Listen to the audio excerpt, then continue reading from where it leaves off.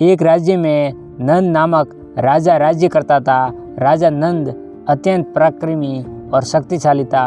उसका राज्य चारों दिशा में फैला हुआ था। राजा नंद की पत्नी अत्यधिक सुंदर थी, लेकिन स्वभाव से बहुत ही तीखी थी। राजा नंद अपनी पत्नी को अत्यधिक प्रेम करता था और उसके रूठ जाने पर मनाने के लिए कुछ भी कर सकता था। राजा नंद का एक मंत्री था जो अत्यधिक विद्वान और शास्त्रों में पारंगत था।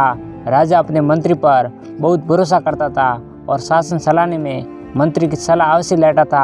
मंत्री की पत्नी का स्वभाव भी बहुत कठोर था।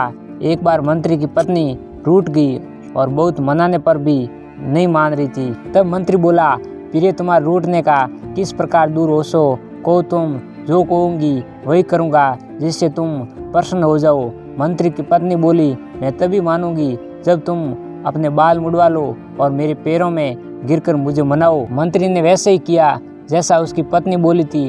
मंत्री के ऐसा करने से वह खुश हो गई। उसी दिन राजा की पत्नी भी रूठ गई और राजा मनाने पर भी नहीं मानी। अंत में राजा ने कहा, प्रिय, तुम्हारा रूठना मेरी मृत्यु के समान है, तुम्हें ही बतलाओ मैं तुम्हें कैसे मनाऊं। राजा की पत्नी बोली, मैं चाहती हूँ तुम्हारे मुंह में लगाम लगाकर तुम्हारे ऊपर बैठ जाऊं और तुम घोड़े की तरह हिनहिनाते दौड़ो। राजा ने रानी की इच्छा पूरी की और खुद घोड़ा बन गया।